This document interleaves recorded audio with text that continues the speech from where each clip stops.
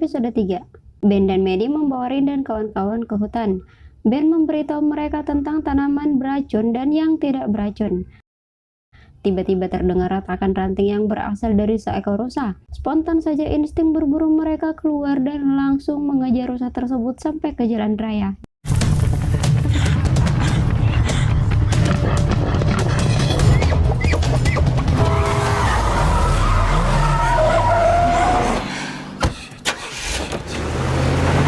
Di kabin, Ben menjelaskan pada Rin bahwa sangat berbahaya jika mereka berburu di daratan.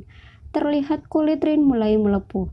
Rin berkata tak boleh ada yang mengetahuinya, terutama si Jutek.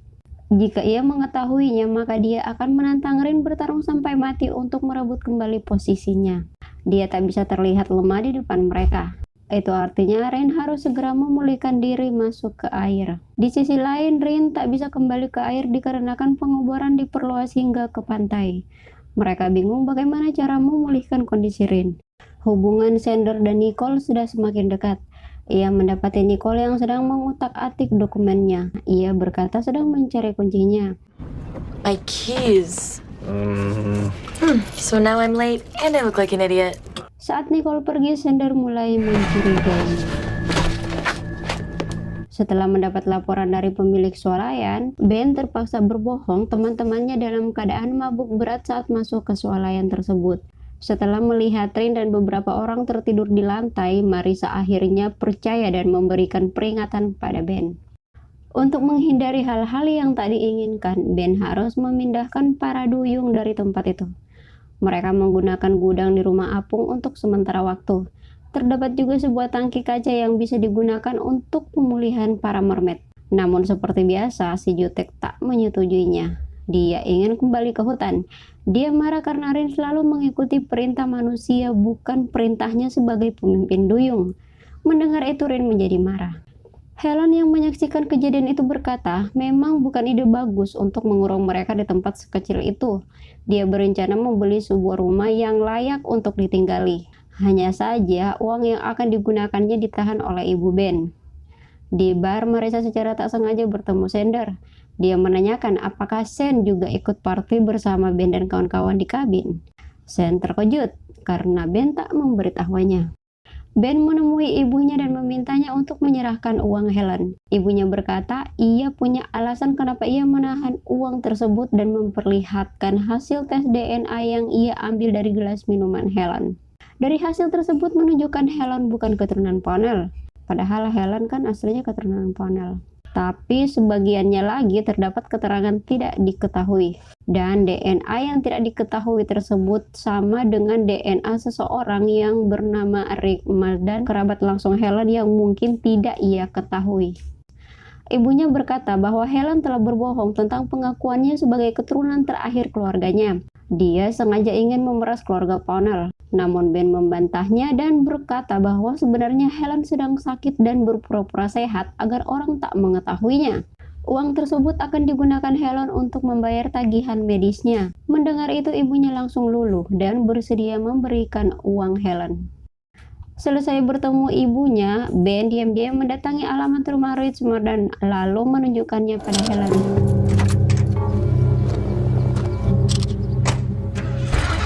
Helen sangat bahagia mengetahui berita tersebut, yang artinya dia masih memiliki kerabat terdekat dan bukan satu-satunya keturunan terakhir yang masih hidup.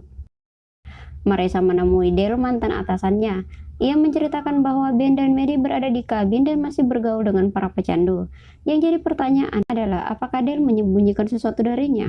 Dale marah dan menegaskan bahwa putrinya tidak akan pernah bergaul dengan para pecandu. Marissa selalu memberikan surat pengantar dari pemerintah untuk Dale agar melakukan evaluasi kejiwaan. Marissa akan membantunya untuk tidak memenuhi undangan tersebut asalkan Dale mau berterus terang padanya. Namun Dale lebih memilih merahasiakannya. Kondisi Rin bertambah parah dan harus segera memulihkan diri, namun tangki air laut belum terisi. Jika tangki tersebut masih belum siap, maka Rin akan tetap ke laut meskipun itu sangat berbahaya. Ben mendapatkan ide dengan menggunakan mesin speedboat berkekuatan 110 tenaga kuda untuk mengisi penuh tangki kurang dari 1 jam. Mereka pun segera merakit mesin pompa. Di kediaman Del, Susan tak setuju Del memeriksa kejiwaannya. Dia meminta Del menceritakan apa yang ia dan Maddie sembunyikan darinya. Sebagai seorang istri, ia ingin dilibatkan dalam permasalahan anak dan suaminya. Tak mendapat jawaban dari suaminya, Susan menghubungi anaknya. Ia memberitahu Maddie tentang kunjungan Marissa dan ayahnya akan pergi memenuhi undangan tersebut untuk memeriksa kejiwaannya. Susan tahu mereka merahasiakan sesuatu darinya. Dia meminta Maddie menceritakan masalah mereka agar ia bisa membantu. Namun jawaban Maddie membuat Susan bersedih. Maddie berkata untuk tidak ikut campur. Terlihat Susan menghubungi seseorang dan berkata dengan nada sedih, "Kau benar, tempat ini salah untukku." Apakah itu pacarnya? Del mendatangi Maddie. Dia sangat terkejut melihat begitu banyak duyung di tempat itu. Del memberitahu Maddie bahwa dia tidak akan ke psikiater, namun Maddie meyakinkannya untuk memenuhi undangan tersebut agar ayahnya tidak dipecat dan bisa mengambil rencananya dan kembali bertugas. Dia pun mengikuti keinginan anaknya, walaupun sebenarnya Del hanya takut Marissa menemukan Maddie dan para duyung. Melihat kondisi Rin yang semakin lemah, si Jutek mulai mengolah Rin. Mesin pompa berhasil diselesaikan. Ben segera mengisi tangki.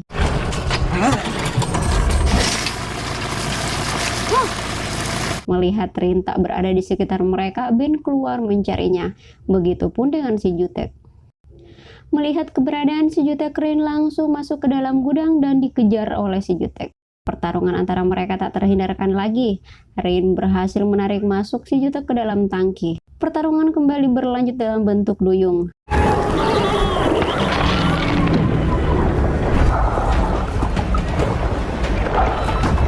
Tiba-tiba suara siren kembali terdengar oleh Ben.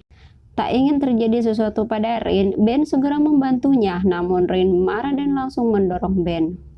Pada akhirnya Rin kembali memenangkan pertarungan tersebut. Si Jutek dalam keadaan sekarat. Rin memarahi Ben. Ia mengatakan tak boleh ada yang ikut campur dalam pertarungan mereka, karena itu melanggar aturan dunia perduyungan. Di kabin, Sander mendatangi kabin keluarga Ben. Dia tak menemukan siapapun. Kita berpindah ke Helen yang sudah berada di kediaman Rick. Ia memperkenalkan dirinya sebagai kerabat dekat Rick dengan memperlihatkan hasil DNA-nya. Dan memang 2 tahun lalu Rick pernah mencari tahu kerabatnya melalui tes DNA. Helen terlihat sangat bahagia menemukan keluarganya. Ia meminta Rick untuk mampir ke tokonya. Kembali ke rumah apung, Rin menyadari nyanyiannya adalah racun. Mereka harus mencari tahu cara menyembuhkannya. Untuk itu mereka akan merekam nyanyian siren dan membandingkannya dengan suara makhluk laut lainnya. Dengan begitu mereka mungkin bisa mengetahui cara memblokirnya. Masalahnya, Rin tak bisa bernyanyi tanpa ada seseorang di hadapannya. Nyanyian siren akan keluar jika ada manusia. Untuk itu, Maddie yang akan duduk di hadapan Rin menggunakan earphone kedap suara, sementara Ben menunggunya di luar. Saat Rin mulai bernyanyi, entah dia bisa mendengarnya atau tidak, Maddie seperti terhanyut akan lagu siren. Maddie bertanya bagaimana perasaannya setelah bernyanyi. Rin berkata dia merasa lebih nyaman saat bernyanyi untuk Ben, dan dia membutuhkannya. Yang artinya Ben dan Rin saling membutuhkan. Ben membutuhkan nyanyian Rin sebagai obat, sedangkan Rin membutuhkan Ben untuk mendapatkan kenyamanannya. Mengetahui itu, Maddie semakin khawatir akan hubungan mereka. Ia meminta Rin merahasiakan hal tersebut dari Ben, jangan sampai Ben mengetahuinya. Ibu Ben akhirnya mengalah dan menyerahkan uang Helen berupa cek. Si Jutek udah siuman. Ia secara diam-diam meninggalkan tempat itu. Di akhir episode, Ben terlihat kacau dan stres. Dia sangat membutuhkan nyanyian siren. Kecanduan ya. Dia pun mengambil flash disk yang berisi lagu siren. Apakah Ben akan mendengarnya? Atau dia akan berusaha untuk menahan diri? Mari kita lihat jawabannya di episode 4. Ternyata dia tak bisa menahannya. Di saat Ben mendengar lagu tersebut, samaan pula Rin bermimpi tentang Ben. Scene berpindah ke Sander yang sedang berada di pelabuhan. Ia mendengar suara aneh yang ternyata itu adalah si Jutek yang terluka parah. Para duyung yang kelaparan membuat kekacauan di gudang. Rin berkata di air yang mereka lakukan hanyalah berburu, berkelahi, dan istirahat. Setelah mencairkan cek dari ibu Ben, Helen akhirnya membeli rumah baru untuk para duyung. Ben kembali meminta Jerry membuatkan ID card untuk semua duyung. Dengan begitu, mereka akhirnya punya nama. Okay, 2, 3. 3, 2. Kemi, Eliza, Levi, Sarja, dan Vivian. Levi ingin mempelajari kebiasaan manusia bersama Ben, namun Ben menolaknya karena ia tak ingin Xander salah paham jika melihatnya bersama pembunuh ayahnya. Tapi karena Maddie memintanya, Ben terpaksa mengiyakan. Sebelum pergi, Maddie dan Ben berciuman, dan tiba-tiba... Whoa. Astaga. Sorry, old habit. Ben mengatakan berciuman dilakukan jika saling suka. Saat ia akan menemui Xander, Ben mengunci Levi di dalam mobil. Ben sengaja menemui Xander untuk memintanya berdamai dengan Levi. Namun ya gitulah, Xander masih menyimpan dendam pada Levi ya. Ya, yang ada mereka malah berantem lagi. Padahal sebenarnya Ben ingin sih Xander bergabung dengan mereka. Di kapal, ternyata Sen mengurung si Jutek tanpa sepengetahuan siapapun. Si Jutek kembali siuman. Mengetahui dirinya terkurung, ia memberontak ingin keluar dari tempat itu. Sen mengatakan kekuatannya seperti badai Katrina. Dan sejak itu, nama si Jutek menjadi Katrina. Sen sengaja mengurungnya agar bisa mengetahui keberadaan Levi. Rick mendatangi Helen. Mereka saling berbagi cerita tentang keluarga masing-masing. Mereka mempunyai penyakit yang sama, yaitu autoimun langka. Helen memberikannya obat khusus keluarga mereka. Helen sangat bahagia dengan pertemuan itu. Scene berpindah ke Maddie yang sedang makan siang bersama ibunya. Mereka berdua mencoba saling akrab. Susan mengukir kalimat di kalung Maddie. Maddie senang dan langsung memakainya. Sepanjang jalan Levi mengikuti semua yang dilakukan Ben.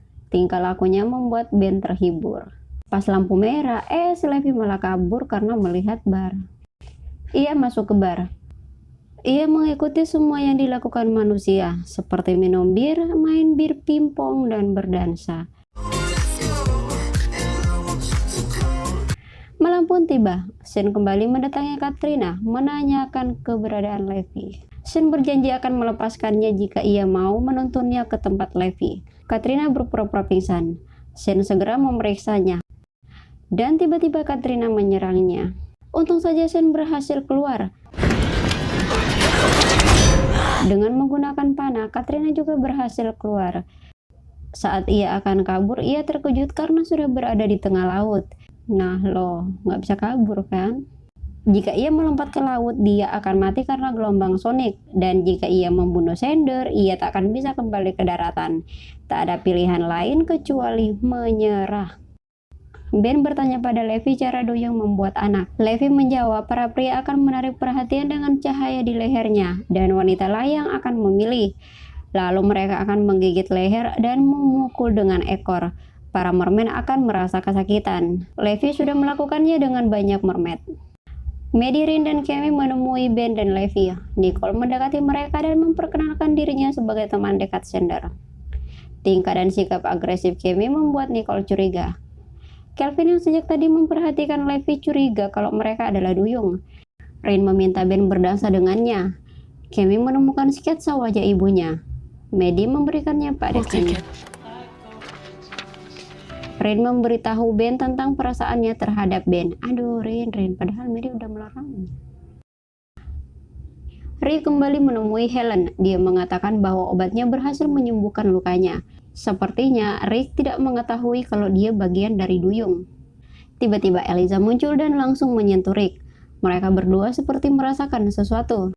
Helen muncul dan berkata Rick harus tinggal sementara waktu untuk memastikan sebelum ia bisa percaya dengan apa yang dilihatnya.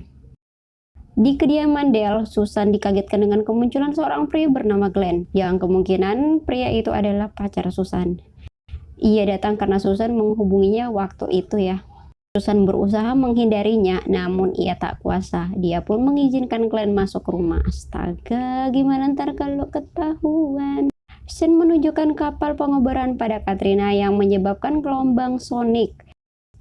Perkelahian antara Levi dan seorang pria membuat mereka meninggalkan bar dan mampir di sebuah restoran. Maddie teringat pada ibunya. Ia memutuskan untuk pulang memeriksa keadaan ibunya. Waduh, keciduk nggak ya ibunya sama selingkuhannya?